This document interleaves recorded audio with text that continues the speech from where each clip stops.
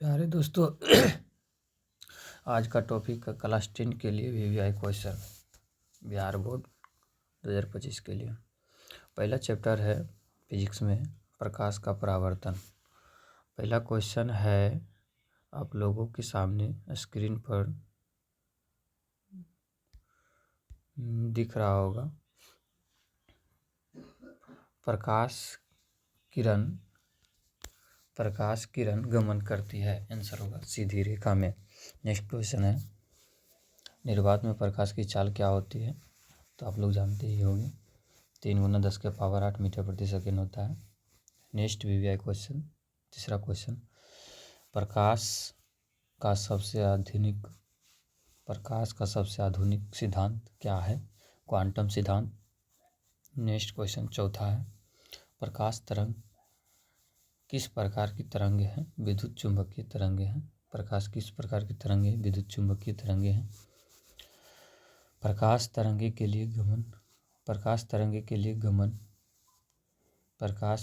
लिए गमन कोई माध्यम की आवश्यकता नहीं होती है।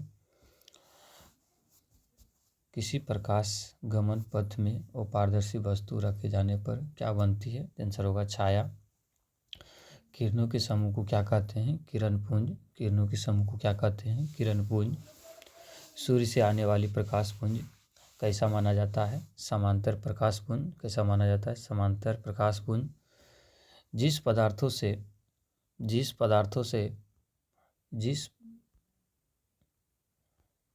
पदार्थों से आर पार देखा जा सके उसे पारदर्शी पदार्थ कहते हैं। जिन पदार्थों से प्रकाश की किरण आर पार ना दिखे उसे अपारदर्शी पदार्थ कहते हैं। जिन पदार्थों से प्रकाश की किरण पूर्ण रूप से आंशिक रूप से देखा जा सकता है,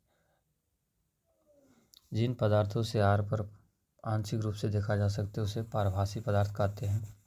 नेक्स्ट क्वेश्चन 12th नंबर, जिन वस्तुओं को हमारी आंख देख सकता है उसे दीप्त वस्तु कहते हैं। नेक्स्ट क्वेश्चन वीवीआई, प्रकाश के परावर्तन के कितने नियम हैं, 2 नियम। नेक्स्ट पॉइंट, आपतित किरण तथा विलंब के बीच बने कोण को क्या कहते हैं, आपतन कोण। आपतित किरण तथा विलंब के बीच बने कोण को क्या कहते हैं, आपतन कोण। इसे स्मॉल आई से सूचित किया जाता है। परावर्तित किरण तथा विलंब के बीच बने कोण को परावर्तन कोण कहते हैं, इसे स्मॉल आर से सूचित किया जाता है। नेक्स्ट क्वेश्चन, आपतन कोण हमेशा किस कोण के बराबर होता है, तो आंसर होगा परावर्तन कोण। जिसे ऑब्जेक्टिव में क्वेश्चन पूछ देगा आपतन कोण के मान 45 डिग्री है तो परावर्तन कोण का मान भी 45 डिग्री होगी। नेक्स्ट क्वेश्चन 17 नंबर, हमें वस्तुओं को देखने योग्य कौन बनाता है, परावर्तित किरण।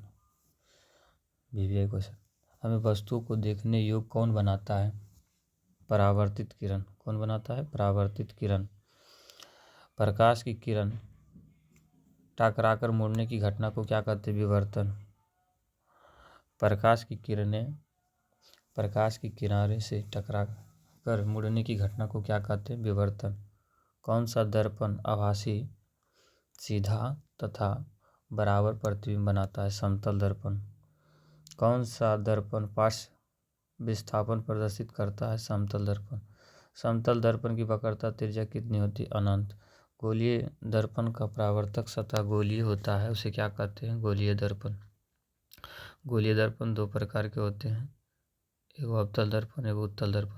अवतल दर्पण में बड़ा प्रतिबिंब बनता है और उत्तल दर्पण में छोटा प्रतिबिंब बनता है। अवतल दर्पण की फोकस दूरी ऋणात्मक होती है, उत्तल दर्पण की फोकस दूरी धनात्मक होती है। नेक्स्ट पॉइंट, जिस दर्पण का परावर्तक सतह अंदर की ओर वक्र हो उसे क्या कहते हैं, अवतल दर्पण। जिस दर्पण का परावर्तक सतह बाहर की ओर वक्र हो उसे क्या कहते हैं, उत्तल दर्पण। गोलीय दर्पण की वृत्ताकार सीमा रेखा को व्यास कहते हैं, क्या कहते हैं, द्वारक। व्यास को क्या कहते हैं, द्वारक, जिसको दरवाजा बोल सकते हैं गोलीय दर्पण की। गोलीय दर्पण की वक्रता केंद्र को ध्रुव कहते हैं। गोलीय दर्पण के ध्रुव और वक्रता केंद्र के मिलाने वाली रेखा को प्रधान अक्ष या मुख्य अक्ष कहते हैं, प्रिंसिपल एक्सिस। नेक्स्ट क्वेश्चन है मुख्य अक्ष दर्पण के ध्रुव पर होता है, अभिलंब होता है, 90 डिग्री का कोण बनाती है। नेक्स्ट क्वेश्चन वीवीआई,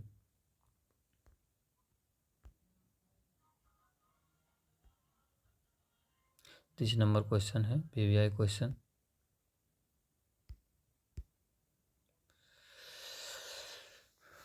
दर्पण के ध्रुव तथा वक्रता केंद्र के बीच की दूरी को क्या कहते हैं? वक्रता त्रिज्या। दर्पण के ध्रुव तथा वक्रता केंद्र के मध्य बिंदु को क्या कहते हैं? फोकस। फोकस दूरी किस अक्षर से सूचित किया जाता है? Small F. वक्रता त्रिज्या और फोकस दूरी में क्या संबंध है? F बराबर r/2। यहाँ से क्वेश्चन आएगा, F बराबर r/2 क्या संबंध है? फोकस दूरी वक्रता त्रिज्या की आधी होती है। दर्पण सूत्र होता है 1/v + 1/u बराबर 1/f। Important formula, v + 1/u बराबर 1/f। वस्तु दूरी u हमेशा ऋणात्मक होती है। वस्तु दूरी u हमेशा ऋणात्मक होती है। आपको न्यूमेरिकल बनाते समय आपको ध्यान रखना है कि वस्तु दूरी हमेशा ऋणात्मक होती है। गोलीय दर्पण में जब वस्तु को अनंत पर होगा तो प्रतिबिंब फोकस पर बनता है। गोलीय दर्पण में जब वस्तु को अनंत पर रखी जाती है तो प्रतिबिंब कहाँ बनते हैं? फोकस पर। गोलीय दर्पण में जब वस्तु को फोकस पर रखा जाता है तो प्रतिबिंब कहाँ बनेगी? अनंत पर। गोलीय दर्पण में जब वस्तु को फोकस पर रखा जाता है तो प्रतिबिंब कहाँ बनेगा? अनंत पर। गोलीय दर्पण में जब वस्तु को वक्रता केंद्र पर रखा जाता है तो प्रतिबिंब वक्रता केंद्र पर ही बनेगा और वस्तु के बराबर। प्रतिबिंब प्राप्त करने के लिए कम से कम कितने किरण चाहिए? कम से कम 2 किरण चाहिए।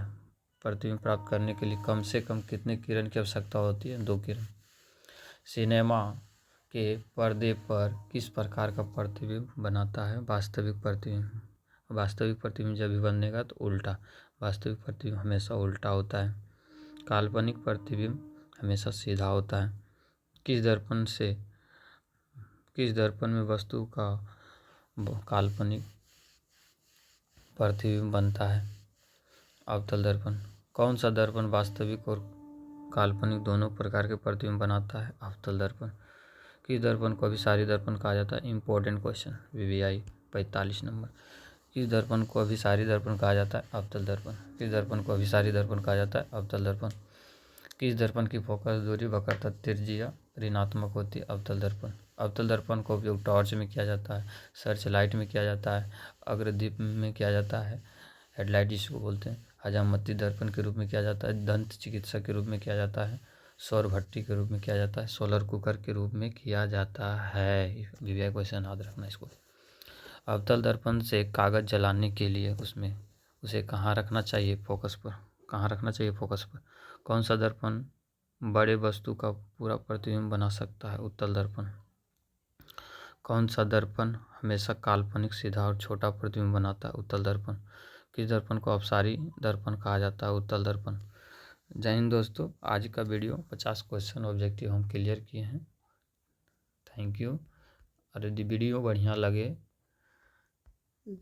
लगे तो लाइक, सब्सक्राइब एंड शेयर ज़रूर करें, जिससे मेरा मनोबल बढ़ता रहे और आप लोग के इसी तरह बढ़िया वीडियो लाते रहें। जय हिंद दोस्तों। Okay, thank you very